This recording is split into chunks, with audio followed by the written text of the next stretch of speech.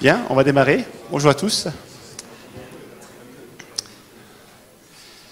Alors c'est un grand plaisir d'accueillir aujourd'hui Julie Grelier, qui est notre voisine, pas très loin, mais voisine depuis longtemps même, je dirais, puisque après les études à l'ESPCI et à l'ENS Cachan, vous avez fait une thèse à Supélec, j'ai fait des études. À Supélec, d'accord. Donc c'est pas très loin quand même, c'est pas loin, c'est sur le plateau. Donc une thèse avec Albert Fert sur le sujet était porté bien sûr sur le contrôle de l'aimantation dans des nano-objets l'orientation de l'alimentation d'un nano-objet grâce à un courant électrique. C'est ça. À l'issue de cela, vous avez fait 2 post-doctorats, l'un aux Pays-Bas, puis le deuxième à l'IEF, à Orsay, actuellement le C2N également sur le campus, toujours sur l'alimentation, sur les nano-aimants en fait. Et puis vous êtes rentré au CNRS en 2005 à l'unité mixte de physique à Thalès. C'est ça. Vous êtes aujourd'hui directrice de recherche. Vos travaux portent, alors je ne vais pas dire beaucoup de choses, je vais vous laisser la primeur de tout cela. Par contre, il faut que je dise quelques petites choses sur le fait que vous travaillez activement à l'application des concepts de spintronique à des concepts liés au mécanisme neurologique, je dirais ça comme ça. Vous êtes directrice du GDR BioComp, je crois que ça veut dire Bio-Inspired Computation. C'est ça. C'est ça, très bien. Vos travaux vous ont valu un grand nombre de récompenses, je vais en dire 2 ou 3. Donc le prix d'Académie des sciences, ça c'est le prix Jacques Herbrand. C'était en 2010. Tout récemment, vous avez obtenu la médaille d'argent du CNRS. C'était en 2018. Et en 2017, un résultat remarquable, et vous en parlerez certainement, vous avez démontré qu'un nanoneurone artificiel pouvait reconnaître des chiffres prononcés. Donc j'ai hâte d'entendre ça. Je vous prends la parole. Très bien. Merci beaucoup pour l'introduction. Bonjour à tous.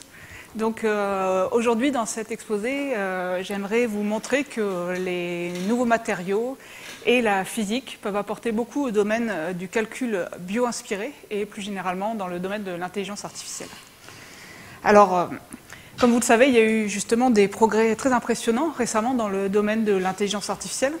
Ces algorithmes, qui sont des réseaux de neurones, sont aujourd'hui capables de réaliser certaines tâches presque mieux que les humains, par exemple la reconnaissance d'images ou encore de jouer à des jeux comme le Go ou le poker et de battre des champions du monde. Et de plus, ces réseaux de neurones, donc ces algorithmes sont maintenant commerciaux, c'est-à-dire que vous pouvez les rencontrer dans vos moteurs de recherche, justement dans les logiciels de traitement d'images de vos smartphones et également ils commencent à être introduits dans les véhicules pour aller vers les véhicules autonomes. Et donc ces algorithmes, encore une fois, sont des réseaux de neurones, c'est-à-dire qu'ils sont vraiment décrits, comme on le voit ici, sous la forme de neurones formels qui sont ces ronds et de synapses qui relient les neurones. Néanmoins, aujourd'hui, la façon dont ils sont réalisés ne sont pas du tout sous la forme de neurones et de synapses. En fait, ils sont écrits sous forme de lignes de code qui sont ensuite traduites en forme de 0 et 1 et envoyées dans nos processeurs actuels. Et en fait, ce que je voudrais vous montrer, c'est que cette manière de faire risque de limiter fortement les développements de l'intelligence artificielle. Alors, en effet, si vous regardez le graphe ici, ce que vous voyez, c'est le nombre de paramètres d'un réseau de neurones en fonction du temps. Donc en fait, on a vu les réseaux de neurones, il y a les neurones et les synapses. Les synapses, en fait, j'y reviendrai plus tard, mais ce sont des paramètres. En fait, ces réseaux de neurones sont des grosses fonctions d'ajustement, des fonctions de fit. Et bien sûr, plus il y a de paramètres dans une fonction de fit, plus on peut fitter ce qu'on souhaite. Et donc c'est pour ça que les informaticiens cherchent à augmenter de plus en plus le nombre de paramètres de ces réseaux profonds. Alors voilà où est le problème, c'est que si vous regardez donc ici au milieu, là où il y a marqué VGG19, vous voyez le nombre de paramètres, c'est à peu près 10 puissance 8, ça veut dire qu'il y a déjà plusieurs centaines de millions de synapses dans ces réseaux de neurones, et ça consomme à peu près des kilowatts ou des centaines de kilowatts, et ce sont les algorithmes à l'état de l'art pour reconnaître des images par exemple.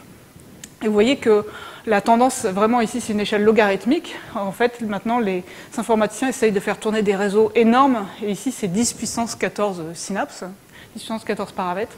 Et pour faire tourner ce genre de truc, leur faire apprendre, ça prend des mois et ça ne peut se faire que sur des superordinateurs. Donc ça va demander des mégawatts. Ça va être extrêmement lent et certainement pas pouvoir fonctionner en temps réel. Alors, est-ce que c'est une fatalité? Est-ce qu'on ne peut pas faire mieux que ça? Dans le cerveau, en fait, on a un gros réseau de neurones. qui est composé de 10 puissance 11 neurones et à peu près 10 puissance 15 synapses.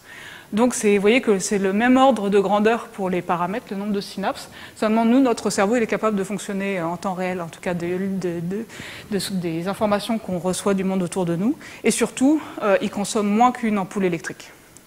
Donc ça veut dire que voilà, il y a quelque chose de fondamentalement différent entre nos ordinateurs actuels et le cerveau, et que c'est vraiment intéressant d'essayer de s'inspirer du cerveau pour réaliser des puces voilà, inspirées du cerveau et qui consomment très peu d'énergie. Alors c'est quoi la grosse différence justement? Quel est le facteur majeur qui crée cette différence de consommation? Il est illustré ici. En fait, dans nos processeurs actuels, ce qui se passe, c'est qu'on a d'un côté la mémoire et de l'autre côté le calcul. Ce sont deux unités séparées spatialement et on ne cesse de faire transiter les données de la mémoire, de faire des opérations de calcul dessus pour les remettre en mémoire et ainsi de suite, ainsi de suite. Dans les réseaux de neurones, on est sans cesse obligé de prendre beaucoup de paramètres en mémoire, c'est 10 puissance 14, de venir faire des opérations matricielles énormes dessus et de les remettre. Donc le problème devient de plus en plus grand et c'est de là que vient la très très grosse consommation électrique des réseaux de neurones. Dans le cerveau, c'est complètement différent. On a des synapses et des neurones, et ces synapses et ces neurones sont entremêlés et forment un système parallèle. Et en fait, de façon extrêmement grossière, mais on peut dire que les neurones sont chargés du calcul et les synapses sont une sorte de mémoire qui est distribuée dans le réseau. Et en fait, les synapses portent la mémoire vers les neurones en contact avec les neurones. Donc on évite complètement ces transferts de données à n'en plus finir entre des unités de mémoire et de calcul qui sont trop loin. Et c'est la grande raison pour laquelle le cerveau consomme si peu. Donc la conclusion, vous la voyez tout de suite, c'est que si on veut faire des réseaux de neurones qui calculent de façon efficace en consommant peu, l'idéal, c'est de revenir vers une architecture de réseau de neurones où on a des neurones physiques séparés comme ça en couches et reliés, mais vraiment par des synapses, ce qui va éviter d'avoir à faire des transferts d'informations entre des unités lointaines. Donc, c'est vers ce genre de structure qu'il faudrait aller. Et maintenant, ce que je voudrais vous montrer, c'est qu'en fait, ça va être difficile de réaliser ce genre de structure vraiment à très grande échelle avec notre électronique actuelle. La raison, c'est la suivante. Donc, voilà, cette nécessité d'aller vers ce genre de réseau spatial comme ça, distribué avec des neurones et des synapses, tout le monde l'a très bien compris, et donc les chercheurs en électronique CMOS, avec des transistors aussi, et donc ils ont récemment fait des avancées vraiment très très jolies pour aller dans cette direction. Et donc un exemple très connu, c'est la puce d'IBM, qui s'appelle la puce True North. Et donc, ils ont complètement revu la manière dont ils designent une puce. Et le résultat final, vous le voyez ici. Donc, ce que vous voyez, il y a des modules qui sont reliés de façon très parallèle. Et dans chaque module, ici, vous voyez qu'il y a une partie verte, ce sont les neurones. Et puis, il y a une partie violette, ici, ce sont les synapses. Donc, ils ont mis vraiment au contact les neurones et les synapses. En faisant ça, en fait, ils ont réussi à faire une puce neuromorphique qui est capable de fonctionner en tant que réseau de neurones avec une consommation électrique de 20 milliwatts par centimètre carré, ce qui est vraiment considérablement moins que nos processeurs actuels qui sont à environ à 100 watts par centimètre carré. Voilà, donc ça c'est vraiment remarquable parce que pour arriver à faire ça, ils ont dû vraiment revoir la façon de concevoir leur puce. Cependant, en fait, il y a deux facteurs vraiment étonnants. La première chose, c'est que cette puce, alors je ne sais pas si vous arrivez à voir les chiffres qui sont indiqués ici, elle contient à peu près 5 milliards de transistors. C'est-à-dire que c'est une puce à l'état de l'art. Aujourd'hui, c'est à peu près ce qu'on sait faire. On peut aller vers des dizaines de milliards de transistors dans une petite puce, mais on ne peut pas faire tellement mieux. Et pourtant, alors qu'elle est avec autant de transistors aussi perfectionnés, finalement, les tâches qu'elle est capable de réaliser, c'est par exemple reconnaître dans un flux vidéo, elle va être capable de détecter des piétons ou des cyclistes, mais elle ne va pas pouvoir faire beaucoup mieux que ça, c'est ce qu'elle va pouvoir faire. Et en plus, ça, elle n'est pas capable d'apprendre à faire cette tâche. Pour que cette puce fonctionne, il faut en fait prendre des données, par exemple justement des films, on voit des piétons, des cyclistes, faire tourner un réseau de neurones équivalent simulé sur un ordinateur classique pendant longtemps jusqu'à ce qu'il apprenne. Et une fois qu'on a déterminé les valeurs des paramètres qu'on veut mettre en mémoire, on les prend et on les met dans la mémoire de cette puce. Et là seulement, elle est capable de fonctionner. Donc cette puce, elle n'est pas capable d'apprendre. Donc comment ça se fait qu'une puce aussi perfectionnée à l'état de l'art de ce qu'on peut faire en électronique actuelle ne soit pas capable d'apprendre? Eh bien, la raison, c'est que, justement, on a dit, on veut faire des neurones CMOS, des neurones physiques, on veut faire des synapses physiques, en fait. Et le problème, c'est qu'en fait, avec notre électronique actuelle, on utilise des transistors. Un transistor, ça peut tout faire, c'est petit, mais un transistor, ça reste juste un interrupteur. Or, un neurone, c'est bien plus compliqué qu'un interrupteur. Et une synapse, non seulement c'est plus compliqué qu'un interrupteur, mais ça demande de la mémoire non volatile, ce que le CMOS n'amène pas facilement. Et ce qui veut dire qu'en fait, typiquement, alors ici vous voyez, c'est des exemples, on voit ici ce module de la puce True North. Ici vous voyez la mémoire, là il y a le neurone, donc là ce sont les synapses, et vous voyez la barre d'échelle ici, c'est 100 micromètres. Ça veut dire qu'en électronique classique, les neurones vont typiquement faire entre 10 et 100 micromètres de côté, et c'est pareil pour les synapses. Ça, c'est une réalisation numérique, mais en électronique analogique, c'est la même chose. Les neurones et les synapses vont prendre beaucoup de place. Et ça peut paraître peu, 110, 100 microns, mais en fait, si vous vous rappelez les nombres dont on a besoin, dans le cerveau, 10 puissance 11 neurones, 10 puissance 15 synapses, si on se rappelle que notre électronique est actuellement majoritairement en 2 dimensions, si on prend ces nombres, on veut mettre tout ça sur un circuit, on se retrouve avec un circuit de 300 mètres de côté. Donc vous voyez que c'est pas possible. Et donc justement, vous voyez par exemple ici, c'est une réalisation du projet européen dont vous avez peut-être parlé, qui s'appelle le projet Human Brain Project. Et ils ont réalisé des puces, des structures avec 4 millions de neurones et 1 milliard de synapses. Et vous voyez que ça demande des énormes wafers reliés entre eux par ces fils rouges. Et à la fin, c'est une énorme machine qui va se retrouver finalement à consommer aussi beaucoup. Voilà, donc la conclusion de ça, c'est que si notre rêve, en fait, c'est de réaliser des petites puces qui sont intelligentes et qui sont capables de faire tourner des réseaux de neurones avec des centaines de millions de neurones et encore plus de synapses, en fait, le calcul, il est simple. Si la puce, elle fait 1 cm² et qu'on veut mettre tous ces composants dedans, ça veut dire que chaque neurone, chaque synapse doit faire moins qu'1 micron. Donc, il nous faut des nanoneurones et des nanosynapses. Voilà. Alors, très bien. Donc, il nous faut des nanoneurones et des nanosynapses, mais qu'est-ce qu'il faut qu'ils fassent, ces nanoneurones et ces nanosynapses? Donc, c'est une manière... Donc, bien entendu, on ne comprend pas encore le cerveau. Donc, on est en train d'essayer d'imiter quelque chose qu'on ne comprend pas forcément, parfaitement, mais ce dont, dans un premier temps, on peut essayer de s'inspirer, c'est justement de ces algorithmes d'intelligence artificielle qui sont capables de réaliser des tâches utiles avec quand même des performances très, très intéressantes. Alors, comment ça marche, ces réseaux de neurones, et quelles sont les caractéristiques qu'il nous faudrait pour ces neurones et ces synapses? Alors, donc, comme je vous disais, un réseau de neurones, c'est une grosse fonction d'ajustement. Donc ici, je vous en ai représenté un extrêmement simplifié.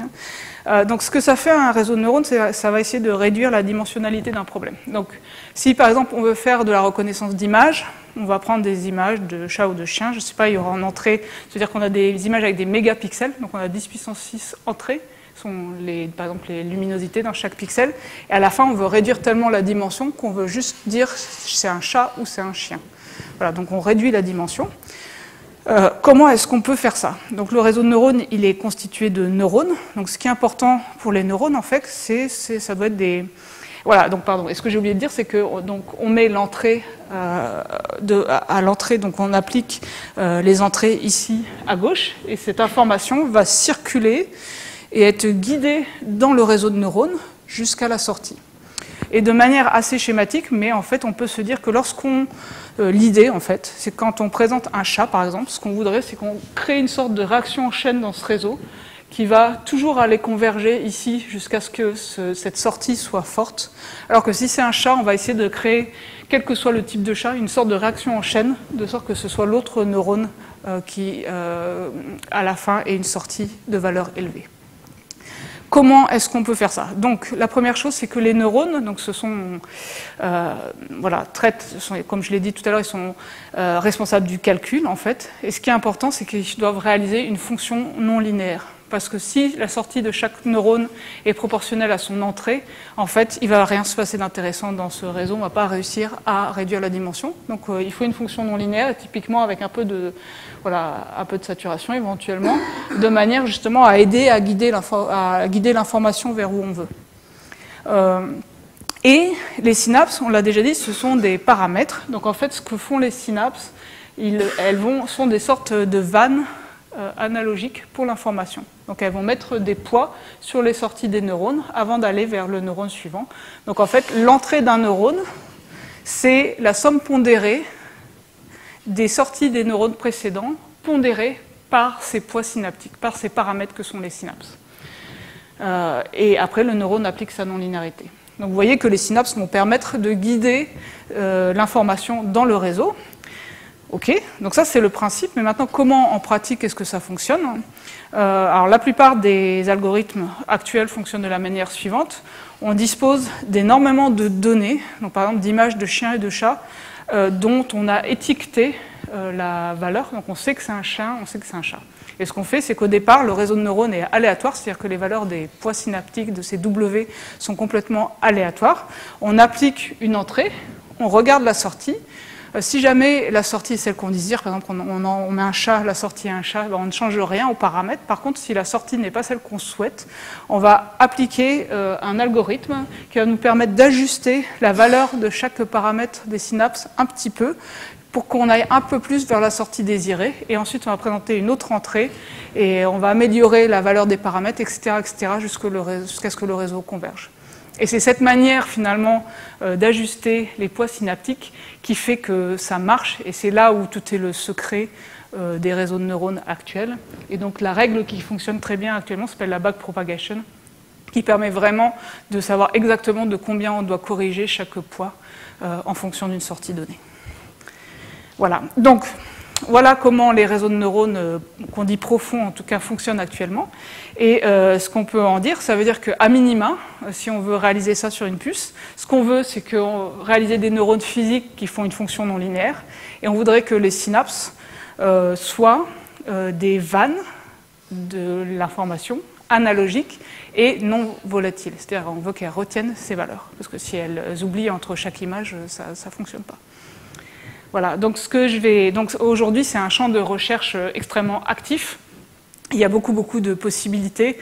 Il y a des gens qui regardent si on peut faire des choses en optique, d'autres avec des composants organiques. Il y a vraiment, c'est un champ en effervescence parce qu'il y a ce besoin de développer ce genre de composants.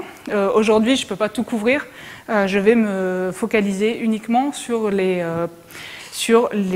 nanocomposants électroniques, c'est-à-dire que dans ce que je vais vous décrire, l'information qui va circuler dans le réseau, ça va être une information électrique. Voilà.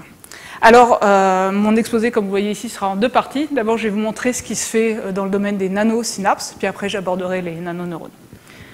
Alors, aujourd'hui, la piste la plus poursuivie, en fait, pour réaliser ce genre de circuit, c'est de se dire, OK, le plus important, comme on l'a vu, il y a plus de synapses que de neurones, 10 puissance 15 synapses, 10 puissance 11 neurones, donc le plus important, c'est de faire des nanosynapses, et tant pis si les neurones sont un peu plus gros, on va les faire en électronique classique.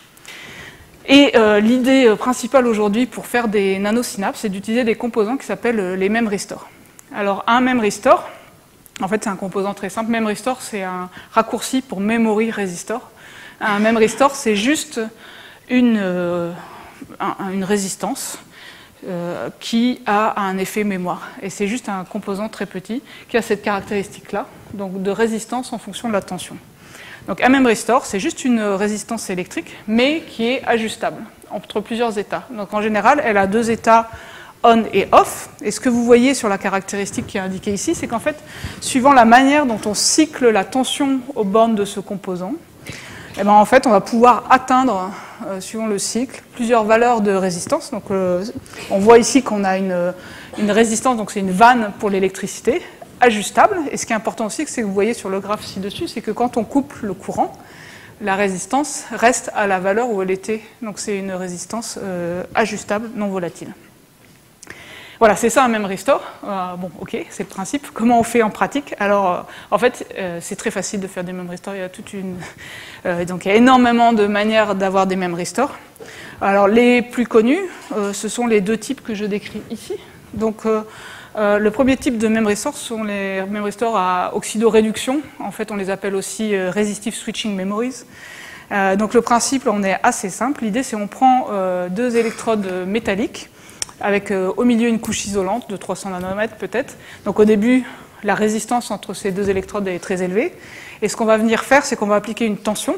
Et hop, on va augmenter la tension à fond jusqu'à ce que le champ électrique devienne tellement fort entre ces deux électrodes qu'on va venir créer un claquage diélectrique.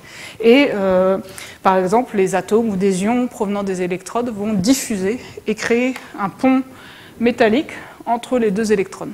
Et toute l'astuce, c'est d'essayer de limiter le courant à ce moment-là pour pas que ça explose et qu'on crée un pont métallique avec juste quelques atomes au bout. Lorsqu'on a créé ce filament métallique, on est passé d'une résistance infinie, puisqu'on avait un matériau isolant, à tout à coup un court-circuit, donc la résistance est devenue faible.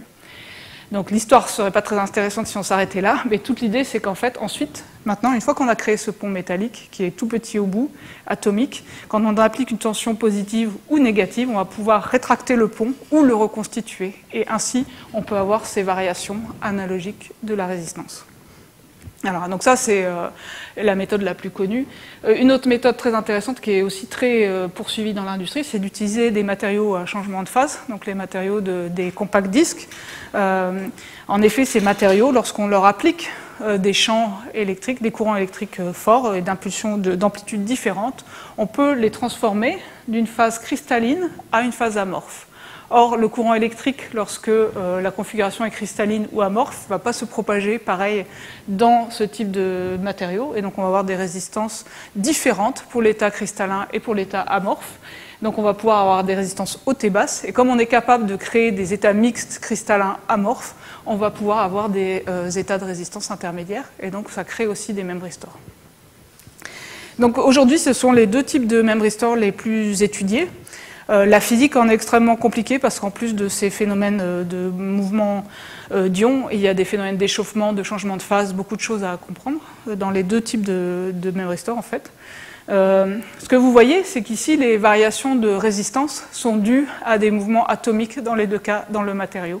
Et donc un des points actuels, c'est d'essayer d'augmenter la cyclabilité de ces composants, puisque là, typiquement, en moyenne, sur un très gros wafer qui comporte beaucoup de composants, on peut faire à peu près 1 million de cycles, et là, 10 puissance 9 cycles, ce qui peut être très bien ou pas bien, ça dépend des applications qu'on veut en faire. Si, par exemple, on imagine qu'on veut utiliser ce genre de composants en tant que synapse dans un réseau qui apprend tout le temps, ça voudrait dire qu'on devrait cycler en permanence ces composants, et ça veut dire qu'il faudrait augmenter au maximum leur endurance. 10 puissance 9 ne serait probablement pas suffisant.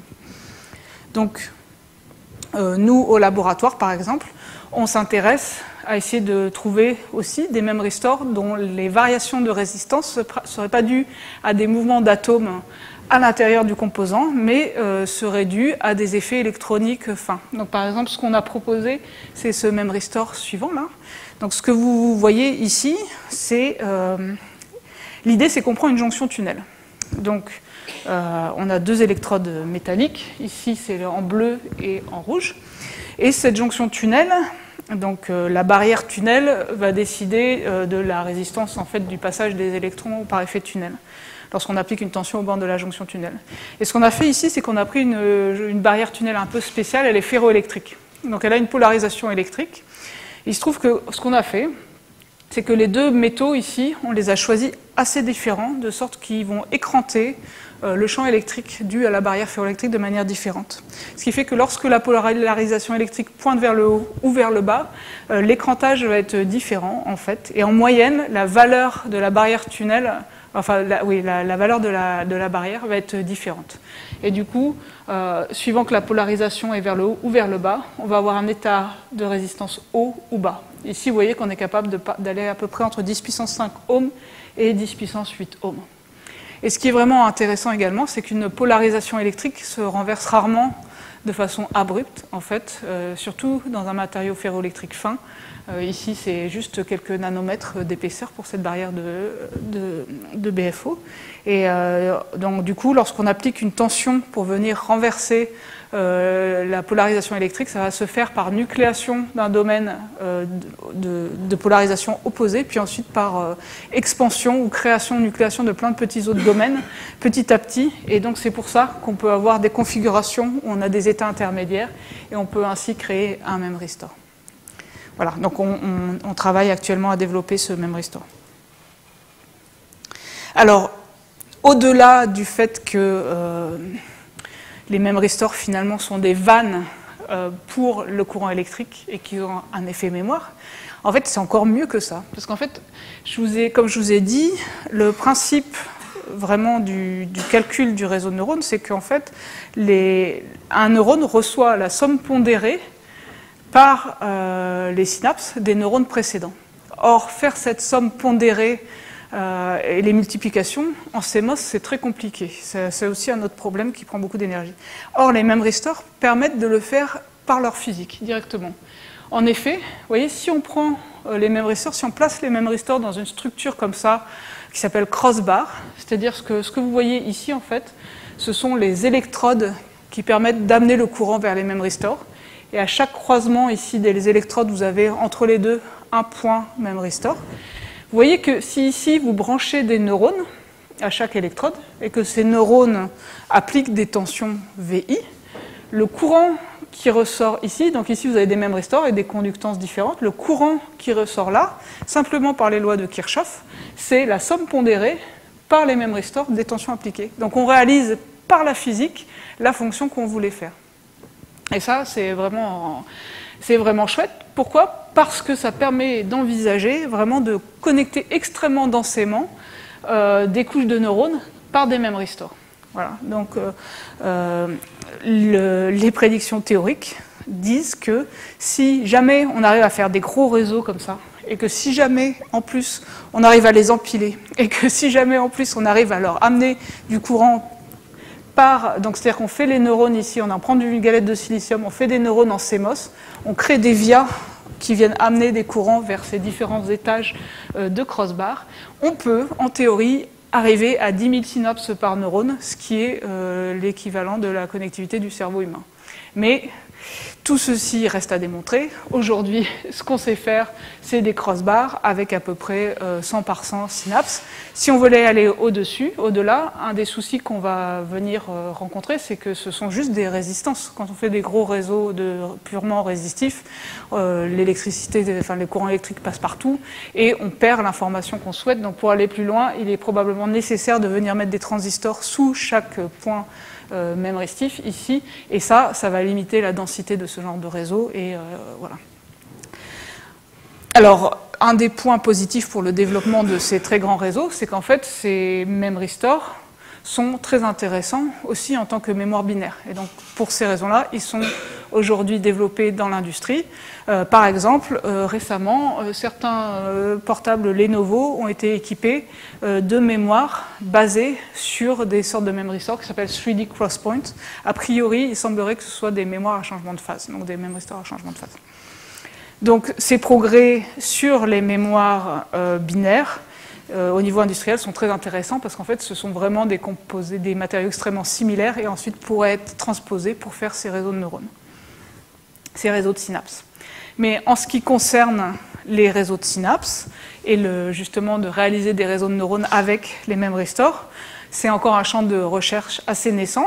Donc en fait, ce qui a été fait pour l'instant, il y a eu des premiers résultats de laboratoire qui ont démontré des choses.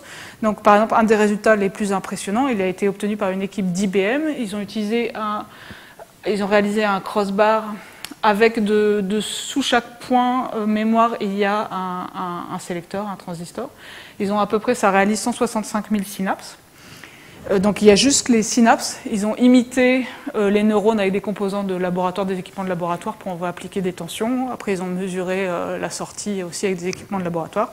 Mais ce qu'ils ont pu démontrer, c'est qu'ils étaient capables de faire de la reconnaissance de chiffres écrits à la main avec une base de données très connue qui s'appelle MNIST, c'est une base de données de test. Et voilà, donc ça c'était vraiment déjà, ils ont montré qu'ils étaient capables d'appliquer l'algorithme de backpropagation et d'obtenir de l'apprentissage de réseaux de neurones avec ces composants.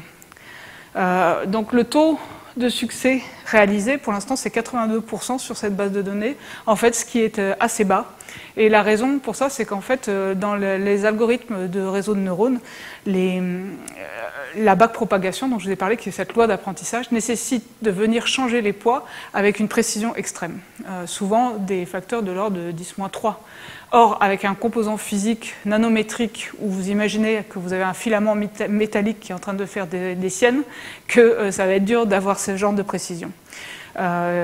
Donc, tout ce qui est défaut du matériau, ici, va venir poser problème. Donc aujourd'hui, il y a énormément de recherches, à la fois pour améliorer les memory stores, les rendre plus linéaires, moins bruités, etc., donc au niveau de la physique, et des matériaux. Et il y a aussi énormément d'activités pour essayer de rendre les algorithmes plus compatibles avec le matériau. Ceci dit, les memory stores sont vraiment très intéressants et donc aujourd'hui il y a énormément de recherches dans les labos académiques et industriels. Récemment, la même équipe d'IBM en fait, a montré que s'ils complémentaient leur memory store avec un autre type de composant CMOS, qu'ils utilisaient des approches hybrides, ils étaient capables de reconnaître cette fois-ci les chiffres avec une performance égale à celle du software. Mais surtout, ce qu'ils ont calculé, leur simulation démontre qu'en fait, si cet apprentissage, ils pourraient le faire en temps réel, c'est-à-dire qu'ils seraient capables d'être 100 fois plus rapides que les cartes graphiques qui sont utilisées actuellement pour faire de l'apprentissage, et aussi que la consommation d'énergie serait diminuée par un facteur 100. Donc c'est extrêmement prometteur. Cependant, voilà, encore une fois, on n'a pas encore vu de puces tout intégrées réalisées, mais vu les efforts qui sont mis en jeu, ça devrait arriver, si ce n'est pas cette année, dans les 2 ans à venir, les premiers circuits de preuve de concept. Voilà, donc j'ai fini sur cette partie sur les memory stores. Donc ce que je voulais vous montrer, c'est que les memory stores, ces nanosynapses artificielles, sont vraiment une piste très intéressante pour réaliser de l'apprentissage en temps réel pour ces réseaux de neurones, ce qui n'est pas possible actuellement. Que les problèmes, ce sont le bruit, la non-linéarité de ces composants. Donc il faut essayer d'améliorer leurs propriétés. Aussi, je n'ai pas eu le temps de l'évoquer, je ne pourrais pas le faire, mais ce qui est aussi très intéressant, donc je vous ai parlé de l'apprentissage supervisé, c'est-à-dire que le réseau de neurones apprend parce que des humains ont su quelles étaient les réponses aux exemples présentés, mais les memory stores peuvent présenter des solutions pour faire de l'apprentissage non supervisé, et ça c'est un champ de recherche majeur, aussi bien du point de vue composant que du point de vue software.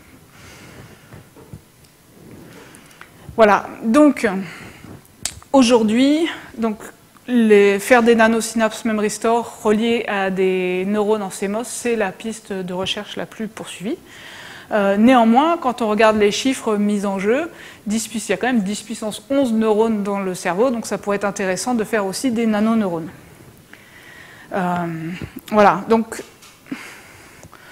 si le but c'est juste de faire des fonctions non linéaires, je pense que statiques, juste des fonctions non linéaires, je pense qu'il doit y avoir des méthodes pour le faire en électronique classique, en CMOS, et faire des neurones quand même pas trop gros.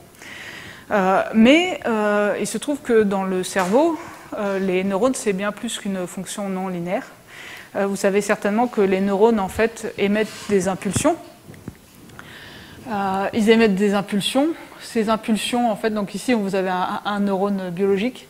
Vous avez les impulsions qui viennent des neurones précédents. En fait, ces impulsions vont venir se sommer sur le potentiel de membrane du neurone, et ce potentiel de membrane va augmenter au fur et à mesure qu'il reçoit des impulsions, donc il y a une espèce de fonction d'intégration, et lorsque le neurone a intégré et qu'on passe un certain seuil, là il va émettre une impulsion à son tour.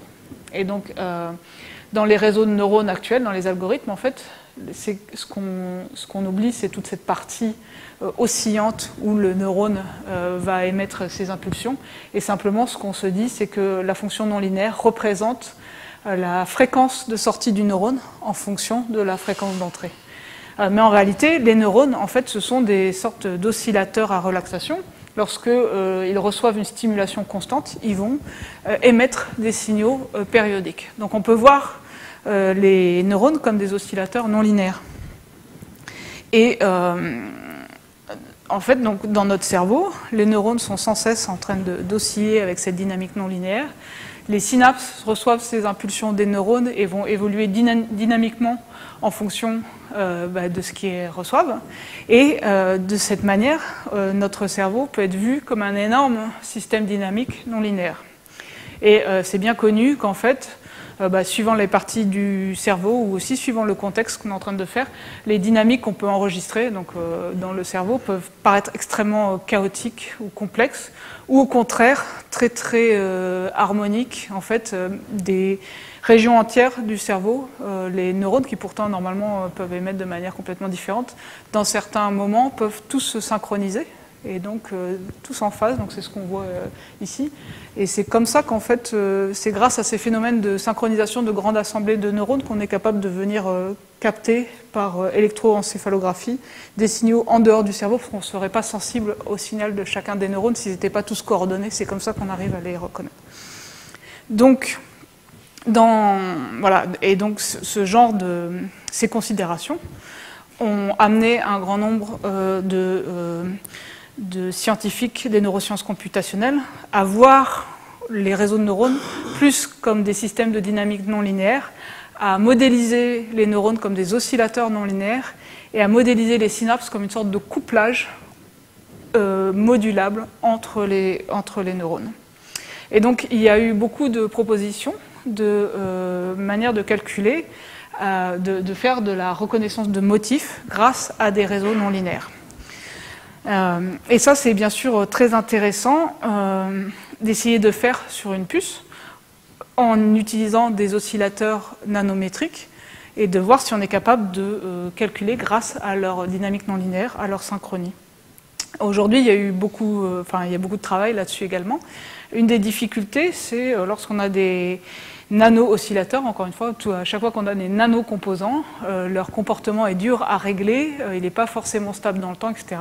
Et quand on veut faire un réseau de neurones, on veut quand même essayer de calculer, d'avoir des résultats plus ou moins reproductibles. Et donc, c'est pas évident de trouver des composants dont la dynamique non linéaire va être ajustable et suffisamment stable pour pouvoir calculer. Alors nous, c'est là où notre travail au labo intervient. On s'est dit qu'en fait, on pourrait peut-être faire ça avec des oscillateurs magnétiques. Donc on étudie depuis longtemps ces oscillateurs magnétiques. Ils sont basés sur ce qu'on appelle des jonctions tunnels magnétiques. Donc c'est représenté ici, ce petit cylindre qui peut avoir une taille jusqu'à la plus petite, environ 10 nanomètres.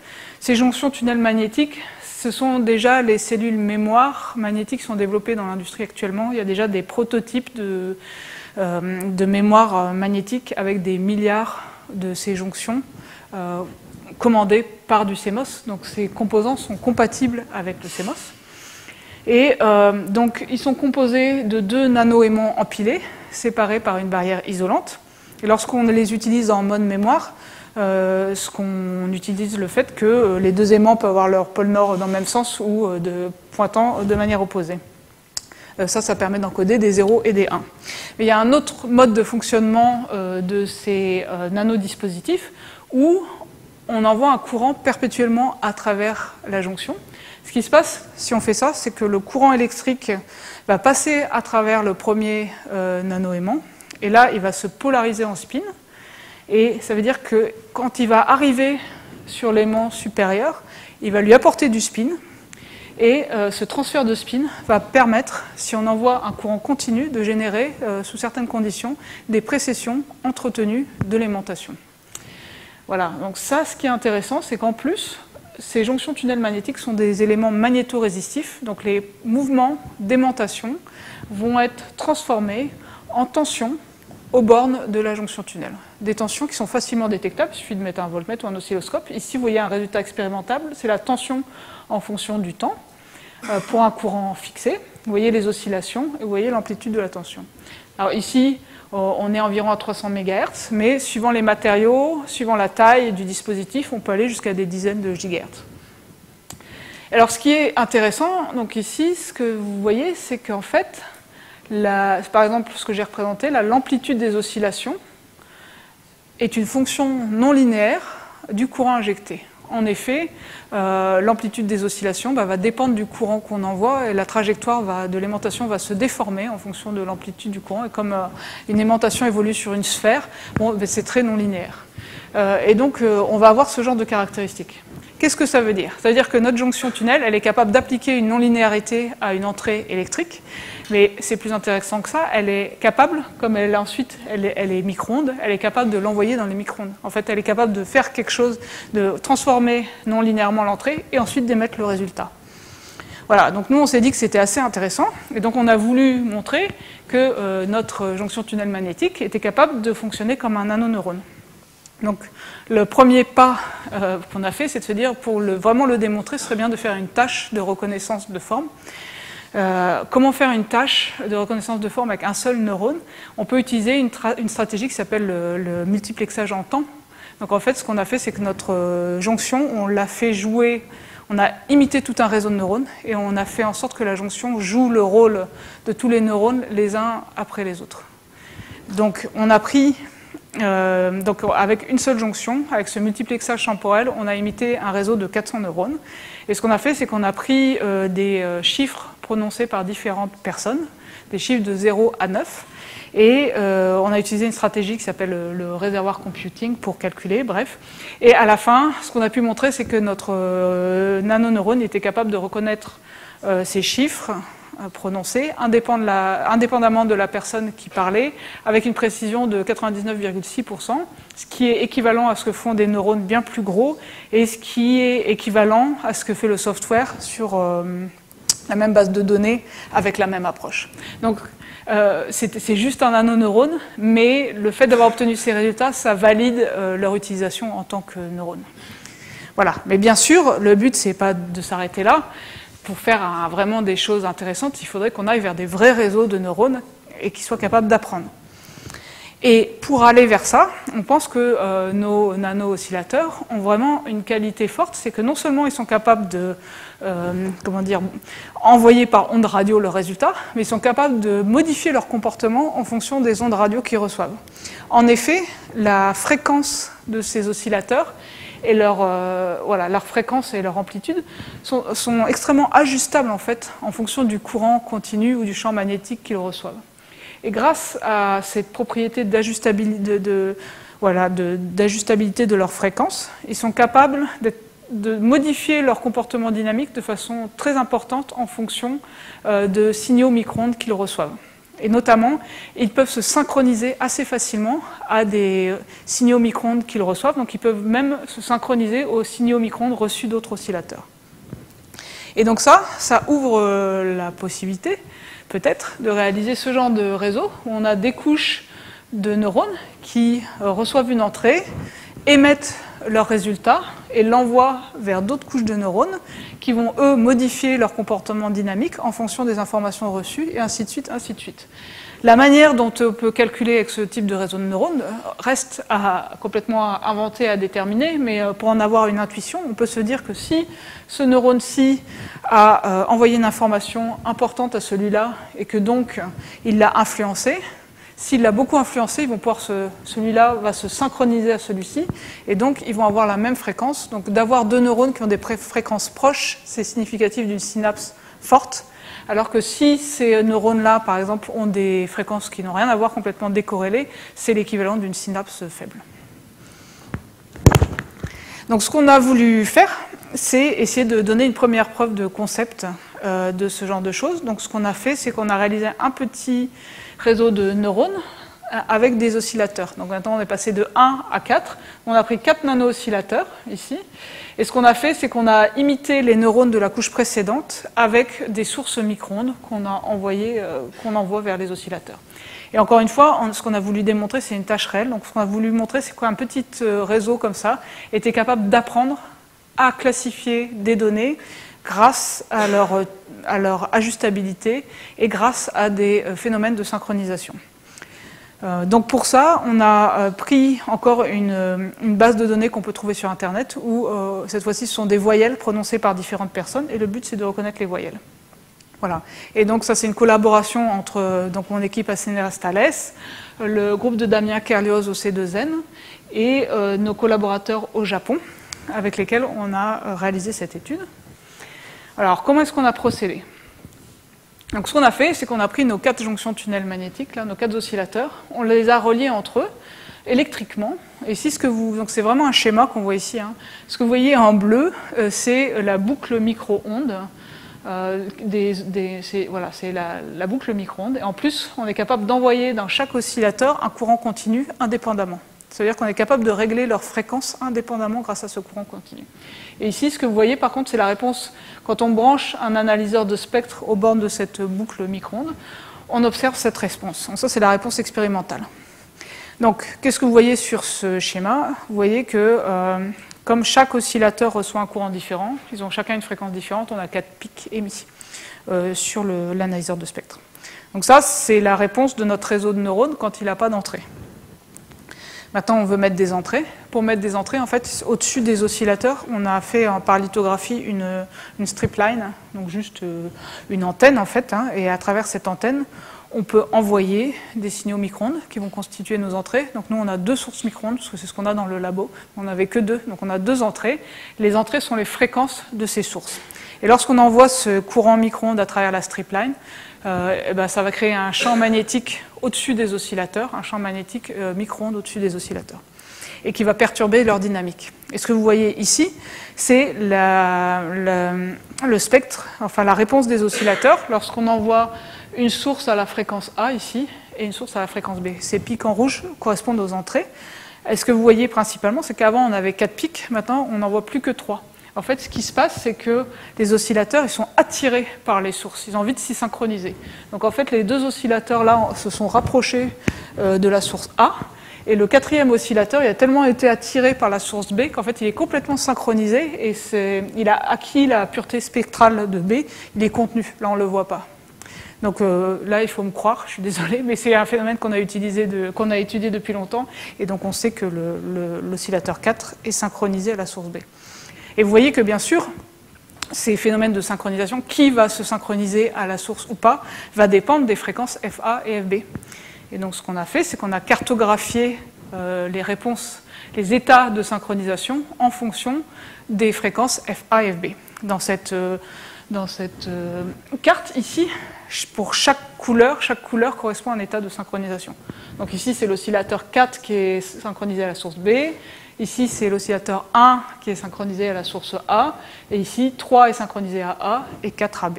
Voilà. Et je pense que vous commencez à voir l'idée. En fait, on va vouloir utiliser ces états de synchronisation pour reconnaître les entrées. Donc, en fait, nous, notre base de données de voyelles, ce qu'on a fait, c'est qu'on en a pris, les voyelles, c'est comment dire, caractérisé par des fréquences. On a pris ces fréquences, finalement, on en a extrait des informations importantes et on les a réduites à 2 entrées, à 2 fréquences dans le domaine micro-ondes, à des centaines de mégahertz. Et on obtient la représentation suivante. Donc ici, au-dessus de la réponse des oscillateurs, j'ai superposé nos entrées. Chaque couleur, c'est une voyelle différente. Chaque point, c'est un orateur, c'est une personne qui a prononcé une voyelle. Et donc, ce que vous voyez, c'est que chaque zone est un peu séparée, chaque voyelle est différente, mais comme chaque orateur parle de manière différente, il y a une dispersion dans ces nuages de points. Et le but, c'est d'être capable de distinguer ces nuages de points, de les faire correspondre à une configuration de synchronisation unique. On voudrait que quel que soit, par exemple, le point ici, de la voyelle I, c'est des voyelles américaines, je ne sais même pas comment ça se prononce, en fait, on voudrait que ceci corresponde à une région, à un état de synchronisation unique. Et là, on voudrait que cette voyelle-là soit un état de synchronisation unique et différent. Et ce que vous voyez, c'est que pour l'instant, si je superpose comme ça les deux, ce n'est pas le cas parce que notre réseau de neurones, au départ, il est aléatoire, donc les configurations de synchronisation n'ont rien à voir avec les entrées. C'est-à-dire qu'il faut que le réseau de neurones apprenne. Et pour faire ça, c'est ce que nous avons fait expérimentalement. Donc ce que vous voyez ici, nos 4 oscillateurs, ils sont dans l'électroaimant. Là, vous voyez les sources qui envoient les entrées. Là, c'est l'analyseur de spectre. Donc, on prend une voyelle, on l'envoie par les sources. Sur l'analyseur de spectre, on regarde la réponse et on détermine avec l'ordinateur la configuration de synchronisation. Si celle-ci correspond à la voyelle qu'on a envoyée, très bien, on ne change rien. Si la réponse n'est pas bonne, on va utiliser une loi d'apprentissage pour modifier un petit peu les courants dans les oscillateurs, pour changer un petit peu leur fréquence, pour qu'on se rapproche de la réponse souhaitée. Et ainsi de suite, ainsi de suite. Et donc ce que je vais vous montrer là, vous allez voir expérimentalement ce qui se passe. Donc ici, vous allez voir comment en arrière-plan les zones de configuration évoluent. Vous allez voir comment le taux de reconnaissance va augmenter et comment les courants et les fréquences des oscillateurs vont changer pendant l'apprentissage. Voilà, donc vous voyez que petit à petit, les zones de configuration convergent vers les voyelles, se rapprochent, et qu'en même temps, le taux de reconnaissance augmente, jusqu'à ce qu'à la fin, en fait, on atteint les meilleures performances que le réseau puisse faire. On sature à la fin de l'apprentissage, et de cette manière-là, on a réussi à reconnaître les voyelles avec un taux de succès de 85%. Donc on était très contents, parce que c'était la première fois qu'on était capable de démontrer de l'apprentissage avec un petit réseau de neurones. Mais on a quand même voulu essayer de voir à quoi correspondaient ces 85% sur cette base de données. Donc ce qu'on a fait, c'est qu'on a entraîné un réseau de neurones un peu à l'état de l'art, c'est-à-dire un perceptron multicouche sur la même tâche, sur la même base de données. Et donc, comme je vous l'ai dit, ce sont ces réseaux de neurones profonds que j'ai décrits au début, donc ils sont capables de très très bonnes performances lorsqu'on a un très grand nombre de paramètres, ici décrits en rouge.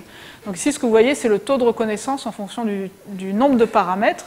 Et là, les points, les carrés, les symboles carrés noirs, ce sont les performances de ce réseau de neurones simulés. Et vous voyez qu'avec un grand nombre de paramètres, sur la même base de données, on atteint 96 ou 98%. Par contre, lorsqu'on diminue le nombre de paramètres, très vite, les performances chutent. Et ici, c'est notre réseau d'oscillateurs. En fait, ce qu'on voit, c'est que pour un nombre similaire de paramètres entraînés, notre réseau d'oscillateurs, en fait, expérimental, fait un petit peu mieux. Et on pense que la raison pour laquelle c'est possible, une chose pareille, c'est que nos oscillateurs, en fait, c'est ce que j'ai pas trop dit au début, mais ils sont couplés entre eux. Donc, en quelque sorte, ils votent ensemble pour la bonne réponse. Ils se parlent entre eux, alors que dans les perceptrons actuels, il n'y a pas de communication entre les neurones dans une couche. Donc, il est possible que la physique aide un petit peu. Par contre, il y a tout un travail à faire. Ça, c'est un réseau de 4 oscillateurs. C'est une preuve de concept. Si on veut faire un grand réseau, il va falloir travailler non seulement sur l'implémentation, mais aussi du point de vue algorithmique pour voir comment on peut étendre ce genre de concept de synchronisation, d'apprentissage par synchronisation à des très grands réseaux. Et un autre point qu'il faut absolument qu'on réalise, qu'on arrive à faire, pour l'instant on a fait des nanoneurones qui communiquent entre eux par micro-ondes, mais on n'a pas vraiment de... On change leur fréquence pour l'apprentissage, mais ce n'est pas tout à fait équivalent à avoir des synapses entre les oscillateurs. Et donc, on a un travail à faire pour faire des nanosynapses magnétiques qui vont avec nos oscillateurs et qui permettraient de faire ce genre de réseau. Mais nous, on pense que c'est très prometteur, parce que vous voyez que quand même que ici, ça veut dire qu'on a des neurones qui peuvent générer des micro-ondes et les envoyer de façon assez large vers d'autres couches. Pourquoi on pense que c'est intéressant? C'est parce que vraiment, encore une fois, donc les réseaux de neurones, plus ils sont grands, plus ils sont performants, mais aussi la connectivité est très très importante. On sait que plus il y a de synapses par neurone, plus le réseau est performant. Dans le cerveau humain, il y a 10 000 synapses par neurone. Et je voudrais vous montrer, en fait, je vais vous montrer un tout petit film. C'est une équipe en Allemagne, en fait, ils prennent des cerveaux d'animaux et ils les coupent en petites tranches et sous microscope, et après ils les teintent, et ensuite, par machine learning, ils arrivent justement à suivre le trajet de chaque axone, de reconstituer chaque synapse, ils arrivent à reconstituer des millimètres carrés de cerveau. Et donc, vous allez voir à quoi ça ressemble, enfin si ça marche, d'avoir 10 puissance 4 synapses par neurone. Voilà, ça c'est un bout de rétine. Chaque couleur, c'est un axone différent. Voilà, vous voyez le degré de complexité. Et là, la caméra se balade en fait dans des tunnels, ce sont les vaisseaux sanguins. Vous voyez la complexité de ce que c'est qu'une architecture qui est capable d'avoir 10 puissance 4 fils par neurone. Donc il faut non seulement manifestement être capable d'entremêler tout ça, d'être en 3 dimensions, et comme vous voyez par les vaisseaux sanguins, d'être capable d'amener l'énergie au plus près de ce genre de réseau. Et donc la question qu'on se pose, est-ce que c'est vraiment la bonne approche d'essayer de le faire ça avec des fils? Est-ce qu'on ne peut pas utiliser des techniques comme les émissions radio ou peut-être de l'optique, enfin d'essayer d'utiliser des choses différentes pour réaliser des fonctions similaires? Voilà, j'en arrive à la fin de mon exposé. Donc j'espère que je vous ai montré que c'était un champ de recherche intéressant. C'est aussi un champ de recherche débutant. Néanmoins, utiliser des nanocomposants, développer des nanocomposants nouveaux pour le calcul inspiré du cerveau, c'est aujourd'hui la seule possibilité pour réaliser pour le futur de l'intelligence artificielle, c'est-à-dire réaliser des très très grands réseaux de neurones capables d'apprendre en temps réel et surtout de le faire avec très peu de dissipation d'énergie, de consommation d'énergie. Voilà. Merci.